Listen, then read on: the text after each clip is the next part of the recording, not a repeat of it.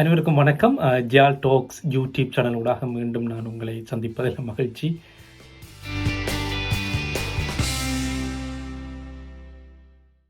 இன்றைக்கு நான் கதைக்க போகிற விஷயம் என்னென்னு சொன்னால், இந்த டுலிங்கோ இங்கிலீஷ் எக்ஸாம்.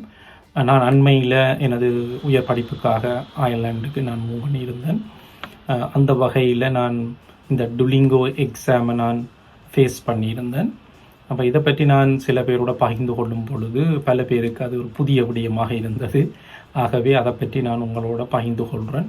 குறிப்பாக ஸ்ரீலங்காவை பொறுத்த மட்டில் இந்த டுலிங்கோ எக்ஸாம் வந்து மிக மிக புதிது. உங்களுக்கு தெரியும், ஐஎல்ஸ், பிடி அகாடமி, டாஃபல் போன்ற பல எக்ஸாம் வந்து எங்களுக்கு தெரிஞ்சது.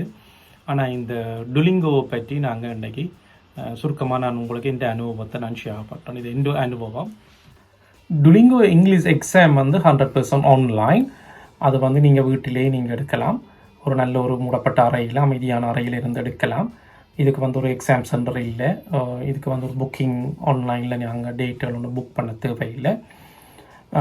இதை வந்து கிட்டத்தட்ட 3000 எஜுகேஷன் இன்ஸ்டிடியூஷன் வந்து இப்போ அக்செப்ட் பண்ணுறாங்க வேர்ல்டு வைடில். இந்த ஃபீ வந்து $40 US டாலர். இது நீங்கள் ஆன்லைனாக பே பண்ணி அந்த எக்ஸாமை நீங்கள் டவுன்லோட் பண்ணி வச்சுருந்துட்டு உங்களுக்கு விரும்பின நேரம், அதாவது வித்தின் 30 டேஸுக்குள்ளே நீங்கள் அந்த எக்ஸாம் எடுக்க வேணும்.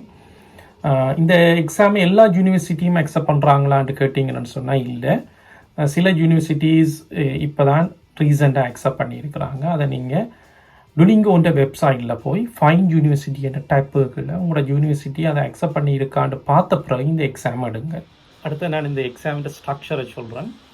குறிப்பாக 3 வகையில் அந்த எக்ஸாமை பிரித்து வச்சுருக்காங்க.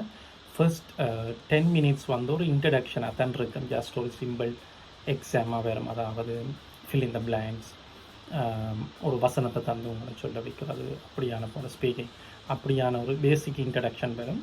அதுக்கு பிறகு வர ஒரு 40 நிமிஷம், ஃபர்ஸ்ட் 10 மினிட்ஸ், பிறகு ஒரு 40 மினிட்ஸ் வந்து உங்களோட ஸ்பீக்கிங் ஸ்கில், ரிட்டன் ஸ்கில், மற்றது உங்களோட ஸ்பீக்கிங், ரீடிங் போன்ற 4 ஸ்கில்லையும், ஐஎல்ஸில் இருக்கிற அந்த 4 ஸ்கில்லையும் வந்து மெஷர் பண்ணுவாங்க.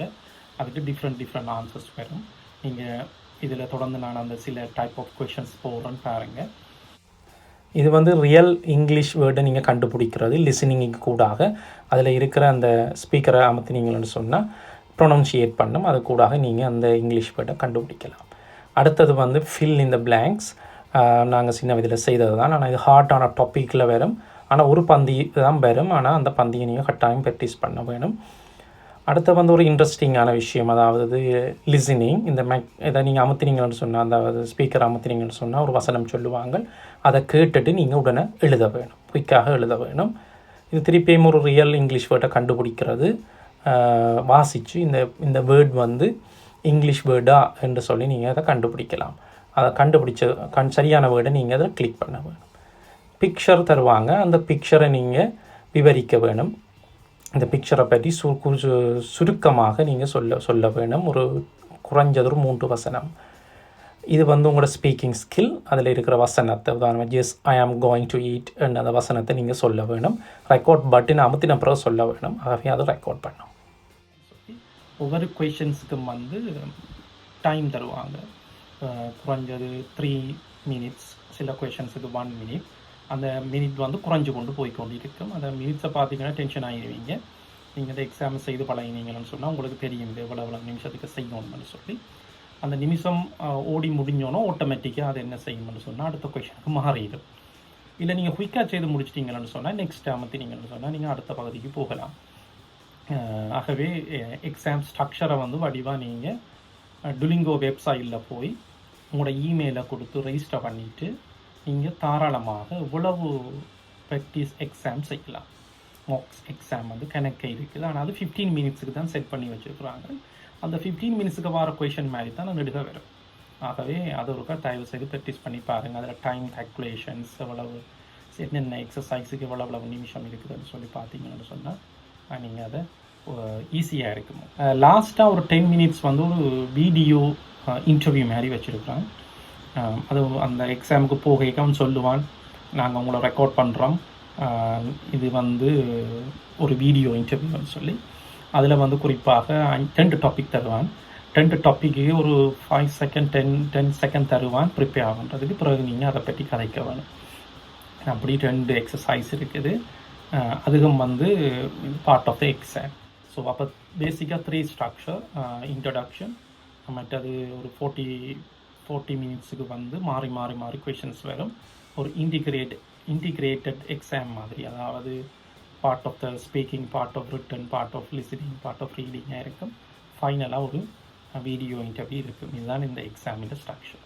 அடுத்தது இந்த ரிசல்ட், வழமையாக ரிசல்ட் வந்து 48 ஹவர்ஸுக்குள்ளே வந்துடும். குறிப்பாக 2 டேஸுக்குள்ளே உங்களுக்கு வந்துடும். ஆன்லைன்லேயே வரும் உங்களுக்கு.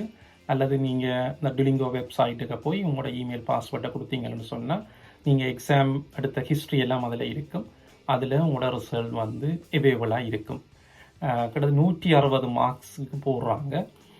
160 மார்க்ஸுக்கு உங்களோட டாப்அப், அந்த அவுட் ஆஃப் எவ்வளவு நீங்கள் ஸ்கோர் பண்ணியிருக்கிறீங்கன்னு போடுவாங்க. அதில் உங்களோட ஸ்கோரில் இருக்கும் லிஸ்னிங்குக்கு எவ்வளவு, ரீடிங்குக்கு எவ்வளவுன்னு சொல்லி போட்டிருப்பாங்க. ஒரு மெஷர்மெண்ட்டில், அதாவது 1 ஸ்கேல், அதாவது 0 to 10 என்ற ஸ்கேலில் போட்டு அதில் ஒரு பார் சார்ட் மாதிரி ஹைலைட் பண்ணி காட்டுவாங்க இங்கே உங்களோட ஸ்கில் அதில் இருக்குதுன்னு சொல்லி. இந்த ரிசல்ட் வந்து 2 விதமாக நீங்கள் எடுக்கலாம். ஒன்று நான் சொன்ன மாதிரி நீங்கள் டவுன்லோட் பண்ணி எடுக்கலாம், அல்லது டிரெக்டாக அதில் ஒரு ஆப்ஷன் இருக்குது. உங்களோட யூனிவர்சிட்டியை நீங்கள் கொடுத்தீங்கன்னு சொன்னால் அந்த யூனிவர்சிட்டிக்கு அவங்க டிரெக்டாக அனுப்புவாங்க.